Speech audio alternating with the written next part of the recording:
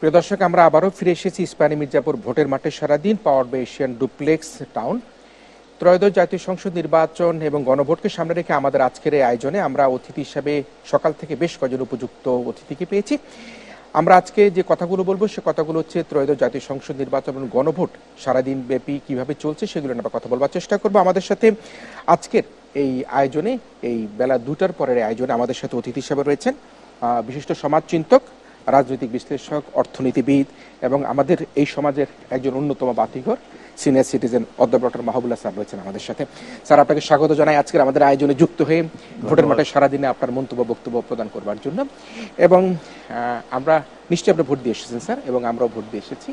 আমরা সারাদিন ব্যাপী ভোট দেখেছি দুপুর 2:30টা পর্যন্ত, আর হয়তো বা 2-2.5 ঘন্টা বাকি আছেন ভোট যারা দিবেন তারা যাবার জন্য। সে অবস্থায় আমরা যদি ভোটের পরিবেশ বলি এবং ভোট কেন্দ্রের পরিবেশ বলি, সারা দেশে ভোটের পরিস্থিতি আপনি কিভাবে দেখেছেন, আপনার বিশ্লেষণ কি? দেখুন, সারা দেশের কথা তো বলতে পারবো না। আমি যে কেন্দ্রে ভোট দিয়েছি সেই কেন্দ্রের পরিবেশের কথা বলতে পারি।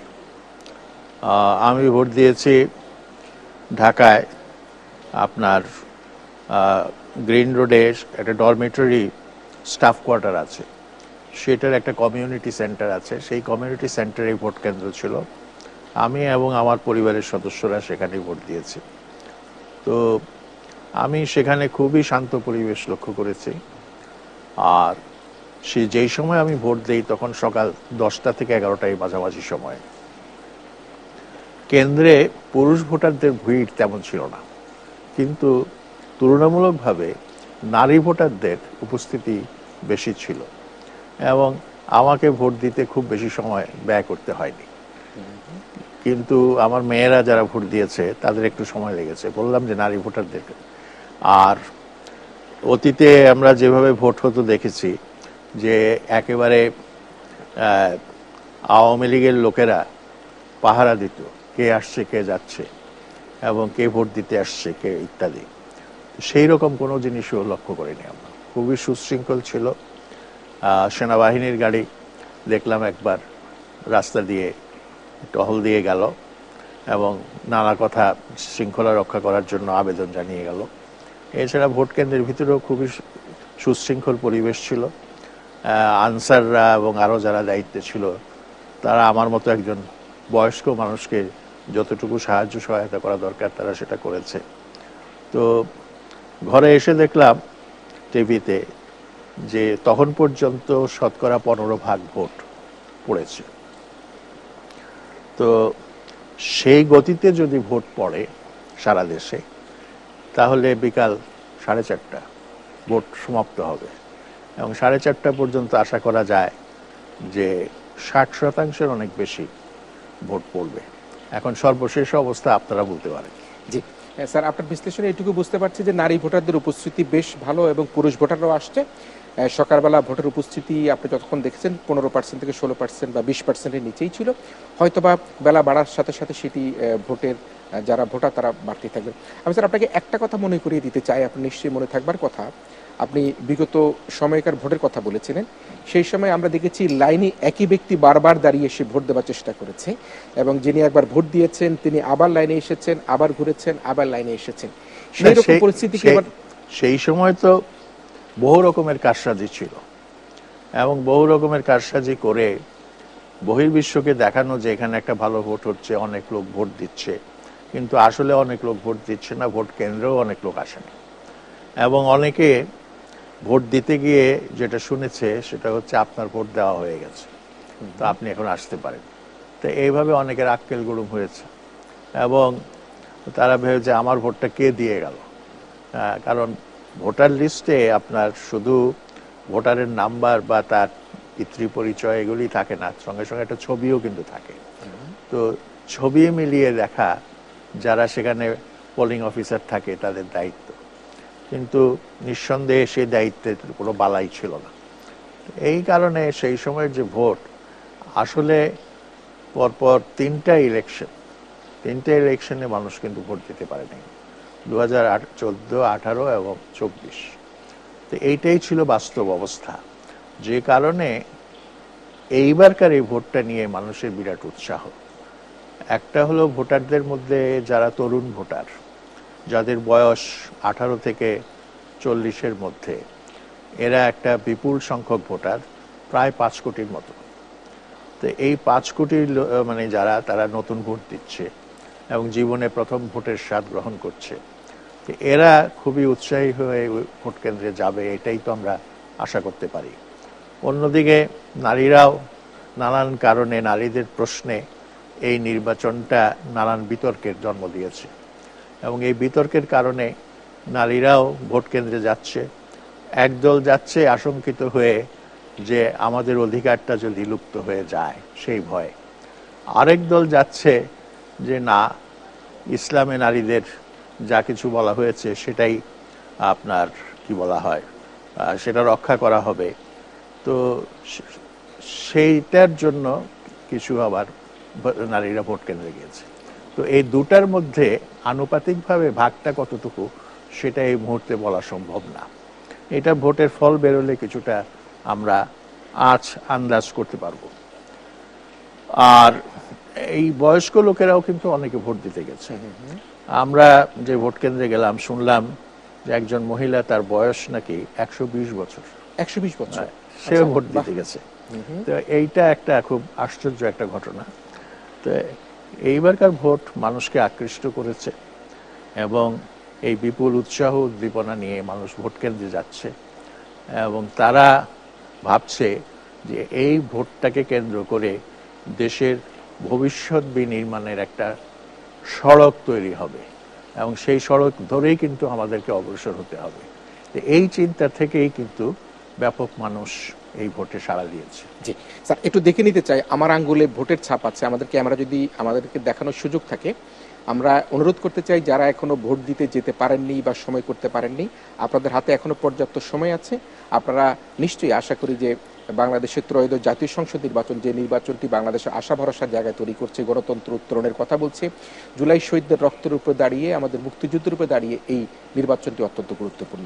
স্যার, নিশ্চয়ই আরেকটি কথা মনে আছে যে আমরা যখন আমি বলছিলাম লাইনে বারবার দাঁড়িয়ে ভোট দিচ্ছিল বিদেশিদেরকে বা গণমাধ্যমকে দেখানোর জন্য, তখন একজন ভোটারকে জিজ্ঞেস করা হয়েছিল আপনি কেন বারবার দাঁড়িয়ে ভোট দিচ্ছেন, তিনি বললেন খুশিতে ঠেলায় আমি বারবার দাঁড়িয়ে ভোট দিচ্ছি। সেই জায়গার একটা অবসান হতে যাচ্ছে, সেটি আমরা মনে করি। এবারের নির্বাচনে আপনি মানি, মাসেল, ম্যানিপুলেশন, সেই জায়গাটাকে আপনি কিভাবে দেখেন? না দেখুন, আপনি যে তিনটা এম এর কথা বললেন, মানি, মাসেল, ম্যানিপুলেশন, এই তিনটার অস্তিত্ব কিন্তু চট করেই একটা ভালো নির্বাচনের মধ্য দিয়ে যাবে না।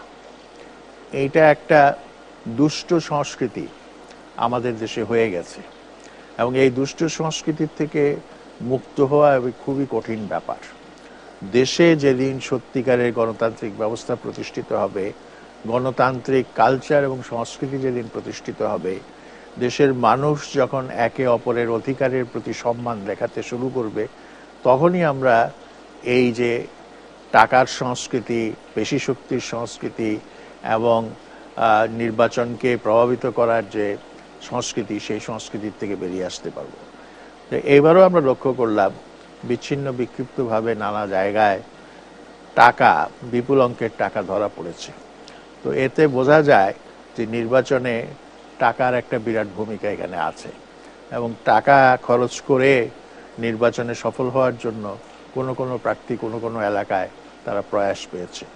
তো এটা যদি না হতো তাহলে ভালো হতো। অবশ্য অনেক প্রার্থী আবার অজুহাত দিয়েছে যে নির্বাচনের দিন কেন্দ্র খরচ বলে একটা খরচ আছে, অর্থাৎ তাদের কর্মীরা যেখানে প্রত্যেকটা কেন্দ্রে থাকে এবং ভোট দেওয়ার সময় পোলিং এজেন্ট হিসেবে থাকে, তারপরে যখন ভোট গণনা হয় তখনও তারা পোলিং এজেন্ট হিসেবে থাকে এবং গণনা শেষ হতে হতে রাত হয়ে যায়, তাদের সেখানে থাকার খাওয়ার একটা ব্যাপার আছে। তো সেটার জন্য কিছু খরচ করতে হয়। তো এটার জন্য একটা কেন্দ্র খরচ বলে একটা খরচ আছে। তো সেইটা আমি যেটা মনে করি যে হ্যাঁ, এই ব্যয়টা, এই খরচটা এটা ন্যায্য, কিন্তু এর বাইরে অতিরিক্ত অর্থ বিতরণ করা, ভোটারদেরকে আকৃষ্ট করা, ভোটারদেরকে প্রভাবিত করা, ভোটারদেরকে লোভী করে তোলা, এইটা একেবারেই পরিত্যাজ্য একটা ব্যাপার। এটা কিছুতেই গ্রহণযোগ্য নয়।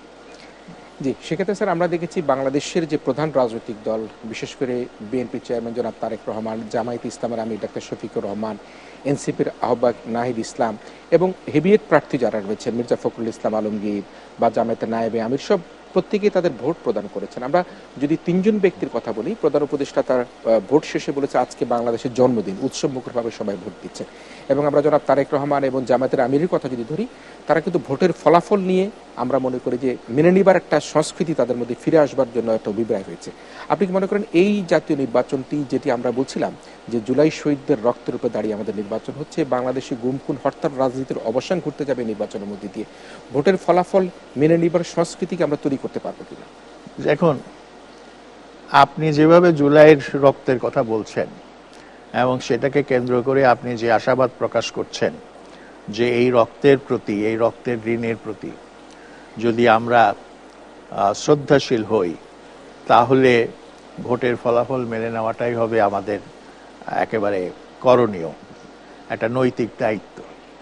কিন্তু আমার এখনো মনে হয় না, আমি এই ব্যাপারে খুব সংশয়বাদী, যে এখনো মনে হয় না যে ভোটের ফলাফল বের হলে কি প্রতিক্রিয়া হবে।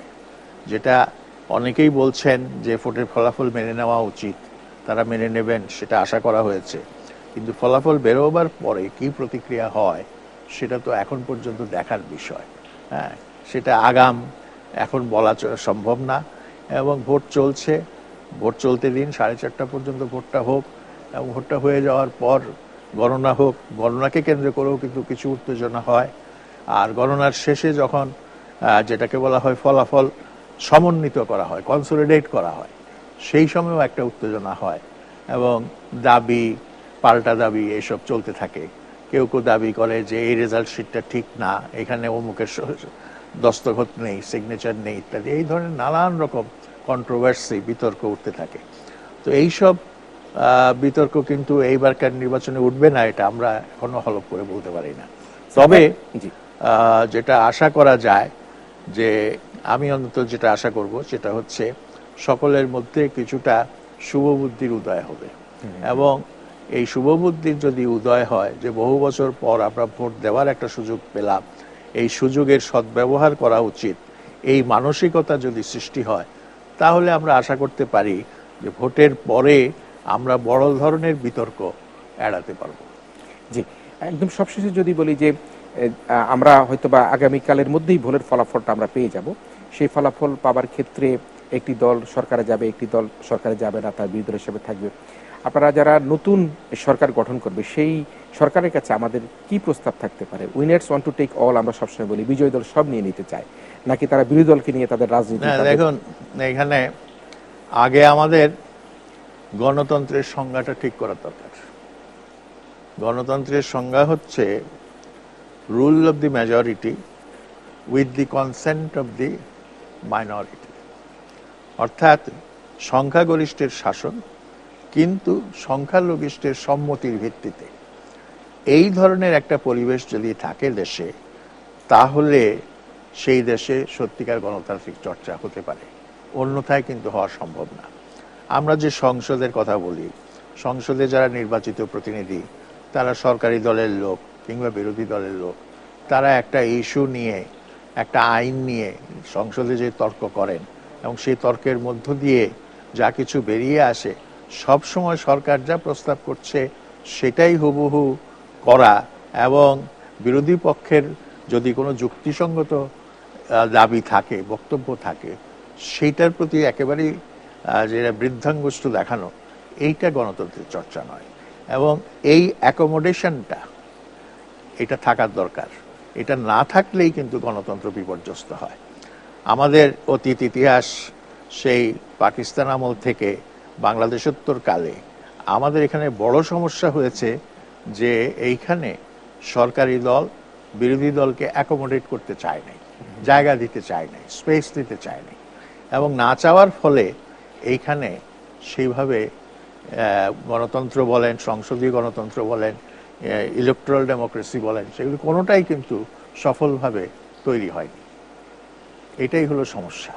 সেই অর্থে তাহলে আমরা এটি যারা সরকার গঠন করবে তাদের প্রতি আমরা আহ্বান করাতে পারি, সেটি হচ্ছে যে যারাই সরকারে যাবেন তারা যাতে অতীতের অভিজ্ঞতা থেকে তারা অভিজ্ঞতা গ্রহণ করে যাতে না, সবাইকে নিয়ে এখানে একটা জিনিস আপনাকে এটা সরকারি দলকে ভাবতে হবে, যারা ক্ষমতায় যাবেন তাদেরকে ভাবতে হবে যে অপোজিশন, বিরোধী দল, they are also part of the government. নিশ্চয়ই তাদেরকে বাদ দিয়ে সরকার না, তারা একটা কি বলে একটা কাঠামো বা একটা স্ট্রাকচার, এই স্ট্রাকচারের মধ্যে তারাও কিন্তু তারা আছে। এবং এদেরকে অবজ্ঞা করে, অবহেলা করে যদি একপেশেভাবে কিছু করার চেষ্টা করা হয়, সেই ক্ষেত্রে কিন্তু গণতন্ত্র টেকসই হবে না। তখন সংঘাত সংঘর্ষ দেখা দেবে, এবং সংঘাত সংঘর্ষের শেষ পরিণতি কি আমাদের নিকট ইতিহাসের অভিজ্ঞতা থেকে সেগুলি আমরা জানি। হ্যাঁ, এবং শেখ হাসিনার 15-15.5 বছরের শাসন আমলে যেটা হয়েছে, বিরোধী দলকে স্পেস দেওয়া তো দূরে থাকুক, বিরোধী দলকে দমন করা হয়েছে এবং অত্যন্ত কি বলে নিষ্ঠুরভাবে দমন করা হয়েছে, খুন করা হয়েছে, তাদেরকে কারাদণ্ড দেওয়া হয়েছে, তাদেরকে আপনার মামলা মোকদ্দমা দিয়ে হয়রানি করা হয়েছে। হেন অত্যাচার নাই যেটা করা হয় নাই। তো এটার ফল তো শুভ হয় নাই। কারণ তখন হয়তো একটা সময় পর্যন্ত সরকারটা টিকে ছিল একমাত্র ভীতির সংস্কৃতি তৈরি করার ফলে। কিন্তু এই ভীতির সংস্কৃতি দিয়ে চিরকাল কিন্তু একটা দেশকে শাসন করা যায় না, এবং যায় না বলেই সেটা প্রমাণিত হচ্ছে 24 জুলাই অভ্যুত্থানের মধ্য দিয়ে, যে মানুষ কিন্তু অপেক্ষা করেছে এমন একটি দিনের, এমন একটি সময়ের, যেদিন ফ্যাসিবাদের বা স্বৈরতন্ত্রের বিষ দাঁতগুলো ভেঙে দেওয়া যায় কিভাবে, সেটার জন্য মানুষ অপেক্ষা করছিল, এবং সেটার জন্য সর্বোচ্চ ত্যাগ স্বীকারে মানুষ প্রস্তুত ছিল। এবং প্রস্তুত ছিল বলেই আজকে আমরা লক্ষ্য করছি তাদেরকে দেশ ছেড়ে পালাতে হয়েছে। একটা চরম দুঃখজনক পরিণতি তাদেরকে বহন করতে হয়েছে। আমরা তিনটা সংবাদের বিরোধিতা যেতে চাই।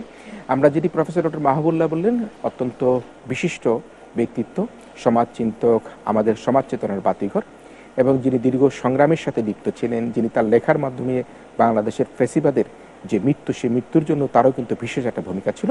নিজ নির্যাতিত হয়েছেন, নির্যাতন দেখেছেন, সুতরাং সে কারণে তার নিজের অভিজ্ঞতা থেকে বললেন, যারা সরকারে যাবেন, যারা বিরোধী থাকবেন, এই দেশটাকে গড়বার জন্য আপনারা সবাই একতালে এক লয়, সবাই বলবেন এই সোনার বাংলা আমার সোনার বাংলা, এই সোনার বাংলা সকলের সোনার বাংলা, 18 কোটি মানুষের সোনার বাংলা।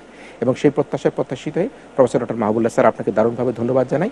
আপনি নির্বাচনের এই মুহূর্তে এসে আমাদেরকে নানা রকম কথা বলিয়ে সরকার এবং বিরোধী দল তাদেরকে অ্যাওয়ার করলেন যে ভবিষ্যৎ রাজনীতি, ভবিষ্যৎ সরকার কী গঠন হবে। আমি আবারও শেষ মুহূর্তের জন্য বলছি, এই আলোচনা শেষ করবার আগে আপনারা যারা এখনো ভোট দিতে যাননি, আপনারা নিশ্চয়ই যারা টেলিভিশনের পর্দা দেখতে পাচ্ছেন, এটিআর বাংলার এই আয়োজন, আপনারা ভোট দিতে যাবেন, এবং শেষ মুহূর্তে এই ভোট দিয়ে হলো আপনারা এই ত্রয়োদশ জাতীয় সংসদ নির্বাচন এবং গণভোটের যেটি জুলাই শহীদদের রক্তের উপরে দাঁড়িয়ে সেখানের একজন অংশীদার হবেন। আপনারা ভালো থাকবেন, আপনারা সবাই মিলে ভীষণ ভালো থাকবেন। প্রফেসর ডক্টর মাহবুবুল্লাহ স্যার, আপনাকে সালাম জানাচ্ছি।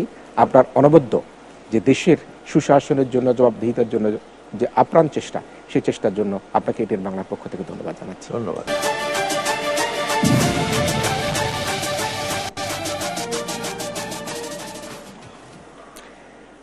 সংবাদের পর আমরা আবারও ফিরে এসেছি আমাদের যে আয়োজন, ত্রয়োদশ জাতীয় সংসদ নির্বাচন এবং গণভোট উপলক্ষে স্পানি মির্জাপুর ভোটের মাঠে সারাদিন, powered by Asian duplex town. আমরা সে আলোচনায় আমাদের সাথে অতিথি হিসেবে রয়েছেন, এবং যিনি ছিলেন আমাদের সাথে বিশিষ্ট অর্থনীতিবিদ, সমাজচিন্তক, রাজনৈতিক বিশ্লেষক, আমাদের সমাজ চেতনা যে বাতিঘর, প্রফেসর ডক্টর মাহবুবুল্লাহ স্যার ছিলেন আমাদের সাথে। আমরা আবারও স্যারের সাথে যুক্ত করে নিচ্ছি স্যারকে। স্যার, আমরা আবারও ফিরে এসেছি আমাদের আয়োজনে। আমি একটা উক্তি দিয়েই আমি আপনাকে আলোচনায় ফিরে যাব। সেটি হচ্ছে, আমরা বিরতির আগে বলছিলাম যে এখনো পর্যন্ত যারা ভোট দিতে যাননি, আমরা আশা করব আপনার ভোট কেন্দ্রে যাবেন এবং আপনারা ভোট প্রদান করবেন, এবং ত্রয়োদশ জাতীয় সংসদ নির্বাচন এবং গণভোট, যেটি ইতিহাসের একটি গুরুত্বপূর্ণ অধ্যায়, সেই অধ্যায়ে আপনি অংশীদার হবেন। আমরা প্রফেসর ডক্টর ইউনূস যখন তার ভোট দেন, ভোট দিয়ে বের হবার পরে তিনি সাংবাদিকদের সাথে তার প্রতিক্রিয়ায় তিনি বলেছেন, আমি কোট আনকোট করে বলছি, আজ মহা আনন্দের দিন, মুক্তির দিন। আজ আমরা দুঃস্বপ্নের অতীতকে বর্জন করলাম। সারাদিন ব্যাপী আমরা উৎসব করব, আবারও শুরু হলো নতুন স্বপ্নের যাত্রা। এই স্বপ্নের যাত্রা কি আমরা আসলে শুরু করতে পারছি কিনা, আপনি কিভাবে দেখেন? দেখুন, একটা আনন্দবোধ তো আছেই। আমি তো আগেও বলেছি যে আনন্দটা হচ্ছে এই জন্য, যেটা বেশিরভাগ মানুষের কথা, বেশিরভাগ ভোটারের কথা। বহু বছর আমরা ভোট দিতে পারিনি, আমাদের ভোটাধিকার থেকে আমাদেরকে বঞ্চিত করা হয়েছিল। তো সেই বঞ্চনার অবসান অন্তত সাময়িকভাবে হলেও এই নির্বাচনের মধ্য দিয়ে হয়েছে। আমি সাময়িকভাবে কথাটা ইচ্ছা করেই বললাম। বাংলাদেশের রাজনীতির গতি প্রকৃতি রাজনীতির নানা মোড়, নানা বাঁক, ভবিষ্যতে কি হবে না হবে সেটা আজকে খুব সুনির্দিষ্টভাবে বলা যায় না। এ যাত্রা আমরা অনেক রক্ত দিয়ে আজকের দিনটি পেয়েছি, কিন্তু ভবিষ্যতেও আমাদেরকে রক্ত দিতে হবে না এই রকম নিশ্চয়তা আমি অন্তত দিতে পারি না, আমি অন্তত ভাবি না।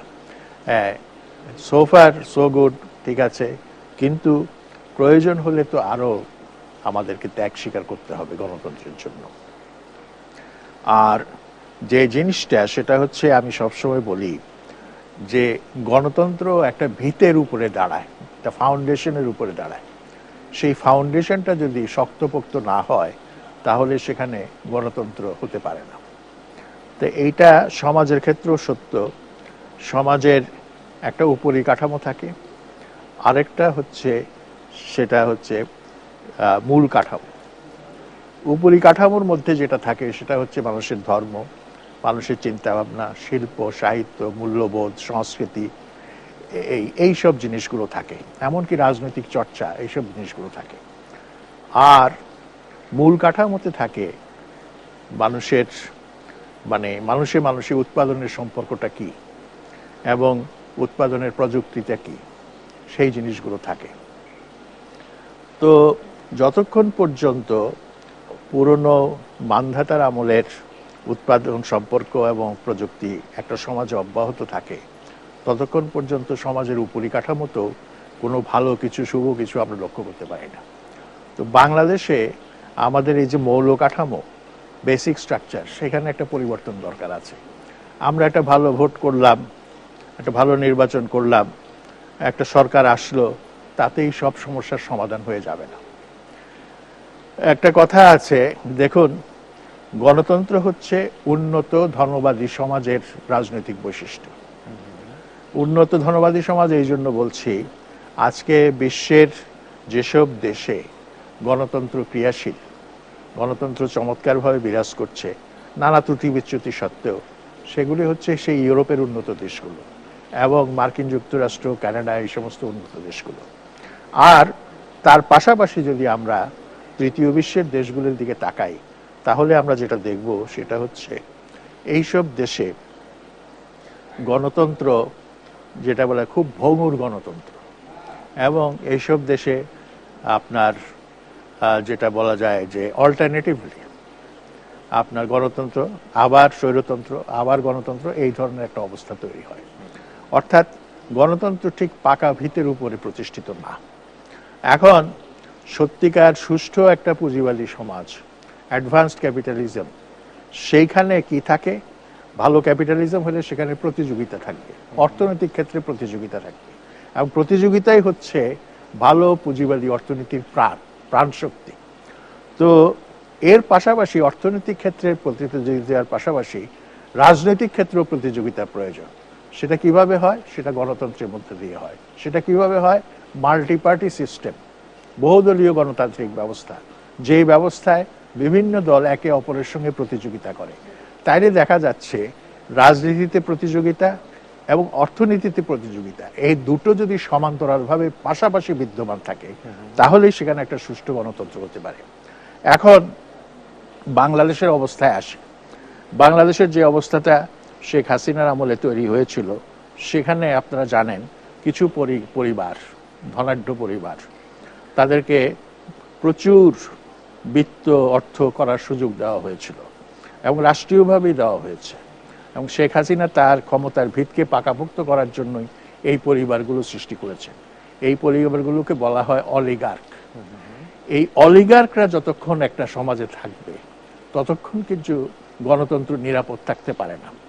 আজকে জুলাই অভ্যুত্থানের সুফল যদি আমরা পেতে চাই এবং শহীদদের রক্তের প্রতি যদি আমরা সত্যিকারের মর্যাদা দেখাতে চাই, তাহলে আমাদেরকে এই অলিগার্কদের একেবারে ভেঙে চুরে তাদেরকে একেবারে ধূলিসাৎ করে দিতে হবে, এবং সে জায়গায় একটা প্রতিযোগিতা ভিত্তিক একটা ব্যবস্থা নিয়ে আসতে হবে। এবং সেই প্রতিযোগিতা ভিত্তিক ব্যবস্থাকে নিশ্চিত করার জন্য যেটা দরকার, ক্ষমতার ভারসাম্য। জি, ক্ষমতার ভারসাম্য আবার কিভাবে হয়? সেটা হচ্ছে আপনার ফ্যাসিবাদী আমলে ক্ষমতা প্রচন্ডভাবে একপেশে হয়ে পড়েছিল, মানে পাল্লার এক দিকটা খুবই ভারী, আরেক দিকটা একেবারে খুবই উপরে, এরকম একটা অবস্থা হয়ে গেছিল। তো সেই রকম অবস্থাতে তো আপনার গণতন্ত্র হতে পারে না। যখন সমাজে বিভিন্ন শ্রেণী গোষ্ঠীর মধ্যে ক্ষমতা এবং শক্তির একটা ভারসাম্য বজায় থাকে, তখনই সুষ্ঠু গণতন্ত্র হতে পারে। যেটা হার্ভার্ড প্রফেসর গলব্রেইথ বলছে, যে সমাজে সুষ্ঠু অর্থনৈতিক ব্যবস্থার পাশাপাশি গণতান্ত্রিক ব্যবস্থার জন্য কাউন্টারভেইলিং পাওয়ার দরকার। মানে এক শক্তিকে ব্যালেন্স করার জন্য আরেকটা শক্তি দরকার। সেই জন্য পুঁজিবাদীর শক্তির পাশাপাশি শ্রমিকের শক্তি থাকা দরকার, কৃষকের শক্তি থাকা দরকার, মধ্যবিত্তের শক্তি থাকা দরকার, পেশাজীবীদের শক্তি থাকার দরকার, নারীদের শক্তি থাকার দরকার, সমাজে অবহেলিত প্রান্তজন যারা, তাদের শক্তি থাকা দরকার। এই যে এতগুলো গোষ্ঠীর কথা আমি বললাম, এই গোষ্ঠীগুলোর মধ্যে যদি শক্তি এবং ক্ষমতার ভারসাম্য প্রতিষ্ঠা করা যায়, তাহলেই আমি মনে করি যে আমরা আমাদের দেশে একটা পাশ্চাত্য ধাঁচের গণতন্ত্র গড়ে তুলতে পারবো, অন্যথায় পারবো না। দেখুন, ভারতকে বলা হতো largest democracy in the third world, তৃতীয় বিশ্বের সবচেয়ে বৃহত্তম গণতান্ত্রিক দেশ, জনসংখ্যার দিক থেকে, এর দিক থেকে। এবং ভারতে নির্বাচনী গণতন্ত্র সেই 1947 থেকে সেটা প্র্যাকটিসড হয়ে আসছে। কিন্তু এখন আমরা কি দেখছি, সেখানে কিন্তু আবার গণতন্ত্রের যেটাকে বলে অ্যাট্রিশন এবং একটা ক্ষয় হয়ে গেছে। এবং ক্ষয়টা হয়ে গেছে কি জন্য? ক্ষয়টা হয়ে গেছে আপনার সেখানে সামাজিক শক্তির যে ভারসাম্য, সেটা নষ্ট হয়ে গেছে। এবং বিজেপির যে হিন্দুত্ববাদী যে রাজনীতি, সেই রাজনীতিতে মানে ব্রাহ্মণদের অত্যাচার, উচ্চ কাস্টের যে অত্যাচার, মাইনরিটির উপর যে অত্যাচার, মানে মুসলমানদের উপরে, খ্রিস্টানদের উপরে, অন্যান্য ধর্মীয় গোষ্ঠীর উপরে, এর ফলে ভারতের গণতন্ত্রও কিন্তু এখন খুব বিপদের মুখে আছে। এবং এই ব্যবস্থা যদি অব্যাহত থাকে, ভারতেও কিন্তু গণতন্ত্র থাকবে কিনা আমার অন্তত সন্দেহ হয়। সেই জন্য আমি যারা গণতন্ত্র নিয়ে রাত দিন কথা বলছেন, তাদেরকে এই আহ্বানই জানাবো, সেটা হচ্ছে একটু ভাবুন, একটু চিন্তা করুন যে আমাদের কাজ কিন্তু শেষ হয়ে যায়নি, মাত্র শুরু হলো। এবং এই কাজটাকে বিস্তৃত করতে হবে ব্যাপকভাবে, এবং সমাজটাকে ঢেলে সাজাতে হবে, যার ফলে একটা যে সাম্যের কথা বলা হয়েছিল, বৈষম্যের অবসানের কথা বলা হয়েছিল, বৈষম্য অবসান কিন্তু একটা বিশাল কাজ, এটা হিউজ প্রজেক্ট। এইটা চট করে দুই একটা কথায়, দুই একটা আইন পাশ করে এটা হয় না। এবং বৈষম্যের প্রকরণ, এর যে ম্যানিফেস্টেশন, এইটা বহু রকম। তারপরেও আমরা ধাপে ধাপে বৈষম্য নিরসনের পথে এগোতে পারবো, যদি আমরা অন্তত মোটা দাগে যেগুলো সমাজে বড় ধরনের বৈষম্য সৃষ্টি করছে, সেগুলোকে যদি আমরা কিছুটা হলেও কমিয়ে আনতে পারি। এবং কমিয়ে আনার জন্য যেটা দরকার, সেটা হচ্ছে শক্তির ভারসাম্য প্রতিষ্ঠা।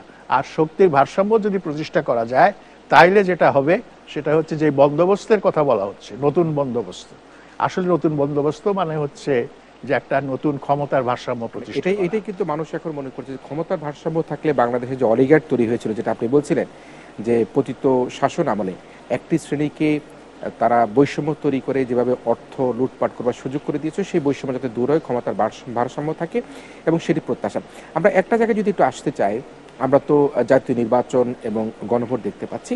এখন কিছু কিছু মানুষের প্রত্যাশা, তারা বলেন যে যদি কোনোভাবেই জনগণ ভোট দিয়ে বিএনপিকে ক্ষমতায়িত করে জনাব তারেক রহমান যদি দেশের প্রধানমন্ত্রী নির্বাচিত হন, তারা আশাবাদ ব্যক্ত করেন এভাবে যে যাতে জনাব তারেক রহমান বা তার দল বিএনপি, যে শহীদ রাষ্ট্রপতি জিয়াউর রহমান বা মরহুমা বেগম খালেদা জিয়া সাবেক প্রধানমন্ত্রী, তার মতো যাতে রাষ্ট্র শাসন করেন, এমনকি তার চাইতে ভালো যাতে করতে পারেন, সেরকম একটা প্রত্যাশা করেন যদি বিএনপি সরকার গঠন করতে পারে, জনগণ যদি ভোট দেয়। আপনি কিভাবে দেখেন বিষয়টা? হ্যাঁ, দেখেন বটম লাইনটা কি, যদি তারেক রহমান সরকার গঠন করেন, তার জন্য বটম লাইন হচ্ছে মিনিমাম অ্যাটলিস্ট শহীদ রাষ্ট্রপতি জিয়াউর রহমান যে ধরনের গভর্নেন্স, উন্নয়নের জন্য যেসব পদক্ষেপ উনি নিয়েছিলেন, যে কর্মতৎপরতা উনি প্রদর্শন করেছিলেন, এবং দেশের সার্বভৌমত্ব এবং স্বাধীনতা রক্ষার জন্য যে উদ্যোগগুলো নিয়েছিলেন, যে বলা যেতে পারে প্রচন্ড ঝুঁকি নিয়ে সেগুলো করেছিলেন, সেটা করতে গিয়ে কিন্তু শেষ পর্যন্ত তাকে জীবন দিতে হয়েছে। তো সেইটা অন্তত সেইরকম একটা অবস্থা ফিরিয়ে আনতে হবে। এবং শহীদ রাষ্ট্রপতি জিয়াউর রহমানের একটা বড় গুণ ছিল, হি ওয়াজ 100% করাপশন ফ্রি। দুর্নীতি তার মধ্যে ছিল না। তো সেই রকম আমরা তো যদি শুরু করতে হয় আপনার দুর্নীতি নির্মূল করা, একেবারে সেটা টপ থেকে শুরু করতে হবে, এবং যিনি সর্বোচ্চ অবস্থানে থাকবেন তাকে একটা আদর্শ প্রতিষ্ঠা করতে হবে যাতে অন্যরা ব্যতিক্রমধর্মী কাজকর্ম করতে না পারে বা খারাপ কাজকর্ম না করতে পারে। এইটা একটা। বেগম খালেদা জিয়াও আপনার সহনশীলতা, অন্যের প্রতি শ্রদ্ধা, এগুলো যতটা দেখিয়েছেন সেটাও একটা আদর্শ হতে পারে। কিন্তু আপনি যেটা বললেন যে শুধু সেইটুকুই নয়, কারণ দেশ বদলে গেছে, সময় পরিবর্তন হয়েছে। জিয়াউর রহমানের সময় আজকে বেশ বহু বছর আগের সময়, বেগম খালেদা জিয়ার সময়ও বহু বছর আগে চলে গেছে। কাজেই এইখানে আমাদেরকে নতুন অবস্থায়, নতুন পরিস্থিতিতে, এবং এই পরিস্থিতিতে শুধু বাংলাদেশের পরিস্থিতি না, এই পরিস্থিতিটা কিন্তু বিশ্ব পরিস্থিতি। এই বিশ্ব পরিস্থিতিতে তাদের এই দুইজনের, শহীদ রাষ্ট্রপতি জিয়াউর রহমান এবং তার সহধর্মিণী বেগম খালেদা জিয়া, এই দুইজন যে আদর্শ স্থাপন করে গেছেন, যে দৃষ্টান্ত স্থাপন করে গেছেন, যে পথরেখা অঙ্কন করেছেন, সেইটারও আরো অনেক দূর এগিয়ে যেতে হবে। এবং সেই জন্য আমাদেরকে যেটা চিন্তা করতে হবে সেটা হচ্ছে art is long, time is short. অর্থাৎ করার অনেক কিছু আছে, কিন্তু সময় কিন্তু খুব কম। আপনি সময় পাবেন একটা নির্বাচনের পর 5 বছর, কিন্তু এই সমাজটাকে ঢেলে সাজানোর জন্য আরো বহু সময়ের দরকার। তো সেটাও একটা ব্যবস্থা যেটা করতে হবে, সেটা হচ্ছে আপনি এই 5 বছর শেষে যার কাছে দায়িত্ব দেবেন, হ্যাঁ, সেই রিলে রেসের মতো দায়িত্বটা সেও আবার একইভাবে পালন করবে। আবার তার 5 বছর চলে যাওয়ার পর অন্যরা যারা আসবে তারাও একইভাবে করবে। এই দৃষ্টান্ত, এই কালচার, এই নজির যদি স্থাপন করা যায়, তাহলে বুঝতে হবে আমাদের সমাজে একটা স্ট্যাবিলিটি আসছে, এবং যেটাকে আমরা বলতে পারি যে একটা সুস্থির পরিবেশ আসছে। যেমন আমাদের এখানে একটা কালচার আছে, এক সরকার কিছু কাজকর্ম করে, পরের সরকার এসে সেটাকে সম্পূর্ণভাবে বাতিল করে দেয়, আবার নতুন করে শুরু করে। তো আমার মনে হয় যে আমি যেটা প্রথমেই বলেছিলাম যে rule of majority with the consent of minority, এইভাবে যদি রাষ্ট্র পরিচালনা করা হয়, এই নিয়মে, এই নীতির ভিত্তিতে যদি রাষ্ট্র পরিচালনা করা হয়, তাহলে আমি বিশ্বাস করি যে পরবর্তী অন্য দলও যদি ক্ষমতায় আসে, তারা কিন্তু আপনার যে আরব্ধ কাজ সেটা কিন্তু তারা কন্টিনিউ করবে, আন্দাথায় কন্টিনিউ করবে না। তো এইগুলি আমাদেরকে বুঝতে হবে, এই জিনিসগুলো। আমরা শুধু ভোটে জয়ী হলাম, আরেকটা দলকে কোণঠাসা করতে পারলাম, এটাতে পরিতৃপ্তি পেলাম, তো এটা অত্যন্ত বিকৃত ধরনের আনন্দ। এই আনন্দ আমাদের প্রয়োজন নাই। আমরা একটা সুস্থির আনন্দের মধ্যে আসতে চাই। সেই আনন্দে অনেকটা বলা যেতে পারে একটা স্বর্গীয় আনন্দ। এই মর্তমাঝে আমরা স্বর্গ দেখতে চাই। এই মর্তমাঝে স্বর্গ আমরা কিভাবে দেখব হচ্ছে স্বর্গের যে সুবাতাস, সেটা যদি আমরা এই মর্তলোকে, এই মাটির পৃথিবীতে আমরা কিছুটা হলেও করতে পারি, তাহলেই কিন্তু সেটা সম্ভব। স্যার, একেবারে শেষের দিকে যদি জানতে চাই যে মরহুমা বেগম খালেদা জিয়া তার নাগরিক শোক সভায় দেশের বিশ্বজনটার কথা বলেছিলেন, এবং সেখানে আমরা দেখেছি যে তিনি যে প্রতিহিংসার রাজনীতি পরিহার করবার কথা বলেছেন। তিনি যখন 5ই আগস্টের পরবর্তী সময়ে তিনি যখন জেল থেকে মুক্ত হন, তিনি কিন্তু তার প্রথম মন্তব্যে, ভাষণে কিন্তু জাতির উদ্দেশ্যে বলেছেন প্রতিহিংসার রাজনীতি পরিহার করতে হবে। আমরা কি এই ভবিষ্যৎ রাজনীতিতে, আপনি যেটি বলছিলেন যে যাতে এমন একটা পরিবেশ হয় যে পরিবেশের মধ্যে সবাই মিলে কাজ করতে হবে, আমরা কি প্রতিহিংসার রাজনীতি পরিহার করবার ক্ষেত্রে যে দল ক্ষমতায় আসবে, যে দল ক্ষমতায় আসতে পারবে না, তারা কি এই জায়গাটাকে অ্যাড্রেস করতে পারবেন কিনা? মরহুমা খালেদা জিয়া তার মৃত্যুর পূর্ব পর্যন্ত যে কথাটি বলে গেছেন আমাদের জন্য। আচ্ছা, যেটা বলি সেটা হচ্ছে, দেখুন, 5ই আগস্টের পর বেগম খালেদা জিয়া প্রথম যে বিবৃতি জনসমক্ষে দিয়েছিলেন, সেখানে তিনি উদাত্ত আহ্বান জানিয়েছিলেন যে সহনশীলতা এবং প্রতিশোধ না নেওয়ার যে দৃষ্টান্ত, সেটা সবাইকে স্থাপন করতে হবে, এবং সেই জন্য তিনি দেশবাসীর প্রতি আহ্বান জানিয়েছেন। দ্বিতীয়ত তিনি আহ্বান জানিয়েছিলেন আমরা একটা জ্ঞানভিত্তিক সমাজ নির্মাণের জন্য এগিয়ে যাব। তো তার সেই আহ্বানে মানুষ অত্যন্ত আন্তরিকভাবে সাড়া দিয়েছিল, যার প্রমাণ আমরা দেখি যে আপনারা তো জানেন যে শেখ হাসিনার সরকার যখন ক্ষমতায় ছিল, আওয়ামী লীগের সাধারণ সম্পাদক ওবায়দুল কবির সাহেব বলেছিলেন যে আওয়ামী লীগ যদি ক্ষমতা থেকে চলে যায়, যে রাতে চলে যাবে সেই রাতে 5 লক্ষ লোক নিহত হবে।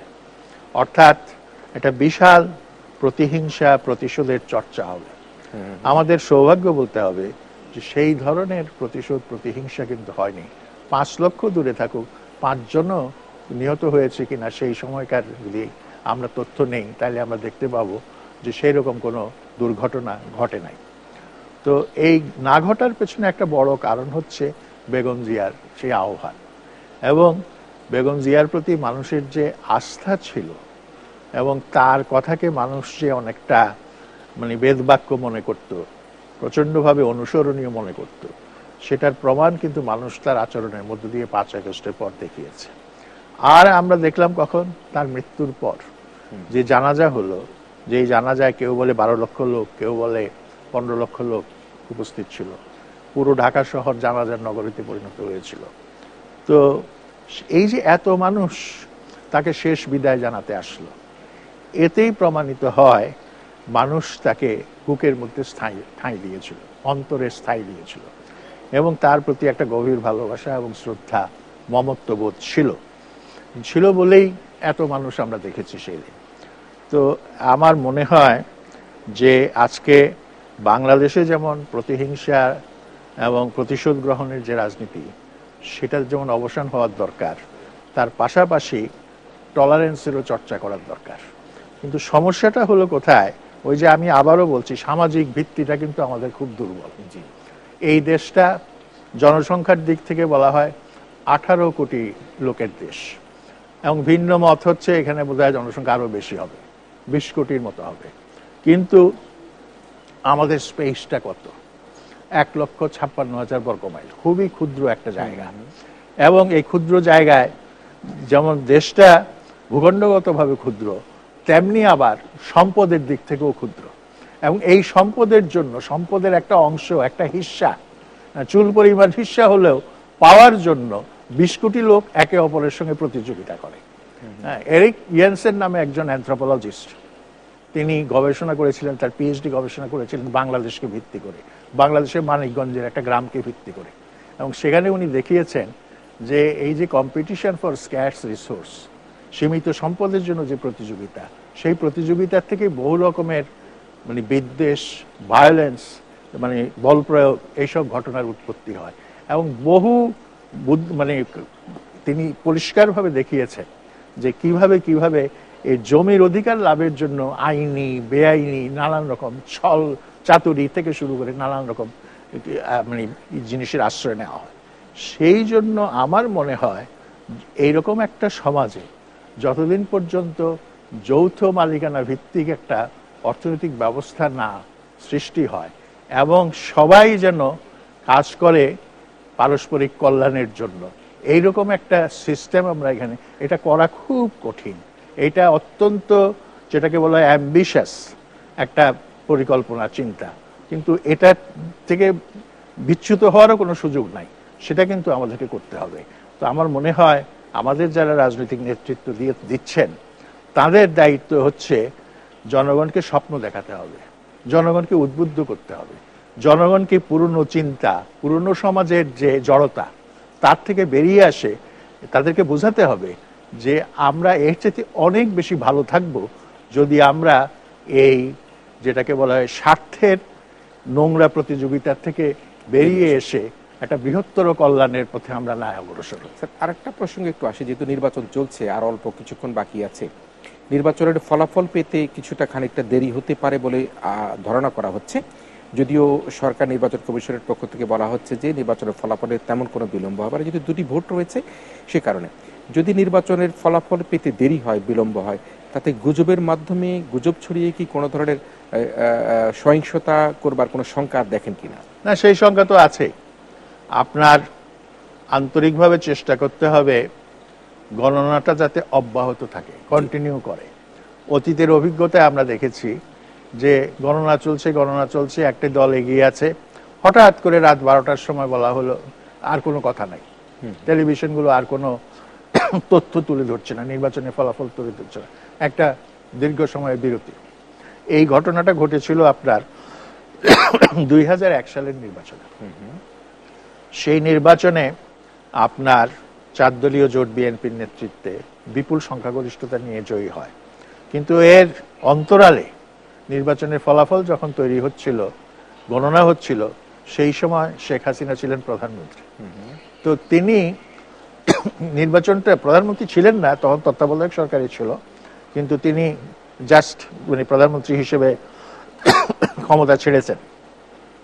তিনি প্রেসিডেন্ট শাহাবুদ্দিনকে অনুরোধ করেছিলেন নির্বাচনী ফলাফল ঘোষণা বন্ধ করে দিতে, এবং সেনা প্রধান হারুন রশিদকে, তাকেও বলেছিলেন এটা করে দিতে। তারা সেটাতে রাজি হননি। ফলে এই যে টানাহেঁচড়া চলছিল মাঝখানে 3-4 ঘন্টা, এর ফলেই কিন্তু ফলাফল প্রকাশে বিলম্ব হয়েছে। তা আপনি যে প্রশ্নটা করেছেন, এবার সেই ধরনের বিলম্ব যদি ঘটে, তাহলে কিন্তু যারা গুজব রটায়, যারা সুযোগ সন্ধানী, যারা দেশের ক্ষতি করতে চায়, তারা কিন্তু সেটার সুযোগটা নেওয়ার চেষ্টা করবে। সেই জন্য আন্তরিকভাবে সবাইকে চেষ্টা করতে হবে, সেটা হচ্ছে গণনাটা যাতে অব্যাহত থাকে, তার মধ্যে যেন কোনো রকম বিরতি বা ব্যত্যয় না ঘটে। এবং বিরতি যে এবং ব্যত্যয় ঘটছে না, সেটাও আবার কন্টিনিউয়াসলি অব্যাহতভাবে মিডিয়াকে জানান দিতে হবে যে গণনা চলছে, এতটুকু আমরা গণনা করেছি, আরো এতটুকু বাকি আছে, এই বিষয়গুলো বিস্তারিত জানাবে। এবং দেখা যাবে যে অনেক অঞ্চলে ভৌগোলিক কারণেই ফলাফল আসতে একটু দেরি হয়। আপনার পার্বত্য চট্টগ্রামের কথা হয়, পাহাড়ি অঞ্চল, যাতায়াত যোগাযোগ ব্যবস্থা ভালো না। এমনকি বাংলাদেশের অন্যান্য অঞ্চলে, এমন হাওর এলাকা আছে, আরো চর এলাকা আছে, এবং বিভিন্ন জায়গা আছে, সেখান থেকে ফলাফল আসতে, পৌঁছাতে, কেন্দ্রে এসে পৌঁছাতে সময় লাগে। তো সেগুলি তো একটা ব্যতিক্রমধর্মী একটা অবস্থা। আমাদেরকে ঐকান্তিক ভাবে চেষ্টা করতে হবে যে ফলাফল প্রকাশ নিয়ে টানাহেঁচড়া হচ্ছে, এই ধরনের প্রচার চালানোর সুযোগ যাতে কেউ না পায়।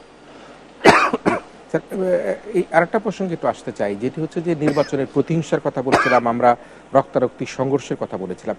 আমরা যেগুলি ভালো নির্বাচনও হয়েছে, সেই নির্বাচনগুলো তো আমরা দেখেছি, কিন্তু এবারের তুলনায় হতাহত কিন্তু বেশ অনেক বেশি হয়েছে। এবার আমাদের যে ধারণা, যে প্রচার প্রচারণা শুরুর পর থেকে 3-4টি ক্যাজুয়ালিটি ছাড়া খুব বড় কোনো সহিংসতার ঘটনা ঘটেনি।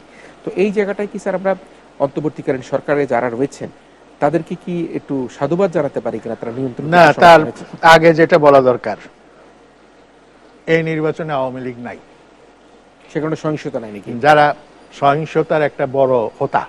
আচ্ছা, তো সেটাও একটা বড় কারণ যে সহিংসতা এখানে হচ্ছে না। দ্বিতীয়ত, আওয়ামী লীগ নাই এই কথা বললে তো হবে না, তাদের সমর্থকরা কিন্তু অনেকেই আছে। কিন্তু জুলাই অভ্যুত্থানের ফলে এবং শেখ হাসিনার 15.5 বছরের দুঃশাসনের ফলে জনগণের কাছে এটা দিবালোকের মতো স্পষ্ট হয়ে গেছে যে আওয়ামী শাসনটা কত প্রচন্ড এবং মারাত্মক ধরনের দুঃশাসন ছিল। সেই জন্য তারা কোনো রকম গোলযোগ সৃষ্টির যে নৈতিক বল, সেই নৈতিক বলটা হারিয়ে ফেলেছে। তো এইটা আপনার সংঘাত সংঘর্ষের একটা বড় উৎস কিন্তু এই আওয়ামী লীগকে তার কার্যক্রম মানে বাতিল করাতে এইটা অর্জিত হয়েছে। দ্বিতীয়ত, আপনার যত যাই আমরা বলি, প্রফেসর ইউনূসের যে সরকার, সেই সরকার তো বাস্তব অর্থে একটা নিরপেক্ষ সরকার। এটা তো দলীয় সরকার নয়। এই দলীয় সরকারের অধীনে এটা নির্বাচনটা হচ্ছে না। ফলে এটা অনেকটা তত্ত্বাবধায়ক সরকারের আদলেই নির্বাচনটা হচ্ছে। তো সেই অবস্থাতে আপনার যেটা করে সংঘাত সংঘর্ষ করার যেসব উপাদান কাজ করে দলীয় সরকারের অধীনে, সেইটা কিন্তু এখন নাই। সেই জন্য আপনারা এখানে সংঘাত সংঘর্ষ দেখছেন না। আগামী দিনেও আমরা আশা করব, যদি সংস্কার সম্পূর্ণ হয়, সংবিধানকে অ্যামেন্ড করা যায়, সংশোধন করা যায়, তাহলে আবার তত্ত্বাবধায়ক সরকার ব্যবস্থা ফিরে আসবে। এমনিতে সুপ্রিম কোর্ট বলেছে যে তত্ত্বাবধায়ক সরকার রেস্টোর করতে হবে, তবে কিভাবে হবে, সে তত্ত্বাবধায়ক সরকারের প্রধান কে হবেন, অন্যান্য উপদেষ্টারা কিভাবে তাদেরকে নেওয়া হবে, সেইটা তো সংসদকে ঠিক করতে হবে, এই নির্বাচিত সংসদকে ঠিক করতে হবে। তো আশা করা যায় ভবিষ্যতেও নির্বাচনগুলোতে আপনার সংঘাত সংঘর্ষের যে উপাদানগুলো থাকে, যে মানে ক্ষতিকর যেসব বীজগুলো থাকে, সেগুলো কিন্তু অনেকটাই আপনার অপসারিত হয়েছে। জি দর্শক, আমরা শুনছিলাম প্রফেসর ডক্টর মাহবুবুল্লাহ স্যারের কাছ থেকে তার মতামত, তার বক্তব্য, তার বিশ্লেষণ, এবং তিনি সংঘর্ষ যে এবার কম হয়েছে তিনি নিজেও কিন্তু তার কারণ হিসেবে এখানে তুলে ধরলেন। একটি দল, যে দলটি সংঘর্ষে থাকবার জন্য সবসময় অভিপ্রায় ব্যক্ত করেন, তারা যেহেতু নির্বাচনে নেই সেই কারণে তো সংঘর্ষের পরিমাণটা কম। তবে আমরা আশা করতে চাই অন্তর্বর্তীকালীন সরকারে যারা রয়েছেন, নির্বাচন কমিশনার যারা রয়েছেন, ভোটার প্রার্থী, আইনশৃঙ্খলা রক্ষাকারী বাহিনী মিলে সকল অংশীজনের যদি অংশীদারিত্ব থাকে তাহলে কিন্তু নির্বাচনের সহিংসতা কমিয়ে আনা সম্ভব। এবং আমরা আশা করি যে আমাদের এই ত্রয়োদশ জাতীয় সংসদ নির্বাচন এবং গণভোটের মধ্যে দিয়ে আমরা সহিংসমুক্ত একটা ইতিহাসের অত্যন্ত গুরুত্বপূর্ণ একটা নির্বাচনের যে অধ্যায়, সেই অধ্যায়টা পার করব। যারাই সরকারে আসবেন, যারাই বিরোধী দলে আসবেন, তারাই কিন্তু 18 কোটি মানুষের এই দায় দায়িত্ব গ্রহণ করে দেশ পরিচালনায় তারা অংশগ্রহণ করবেন। আমরা আশা করি সেই আশার মধ্যে দিয়ে আমাদের যে চেতনার বাতিঘর প্রফেসর ডক্টর মাহবুবুল্লাহ স্যার তার যে বক্তব্য প্রদান করলেন, সেই আশায় আমরা আশান্বিত হয়ে আমরা আগামী দিনের প্রত্যাশা থেকে আমাদের আজকের যে আয়োজন, সেই আয়োজন এখানে শেষ করছি। আমাদের আজকের অতিথি হিসাবে ডক্টর মাহবুবুল্লাহ স্যার আপনাকে ধন্যবাদ জানাই।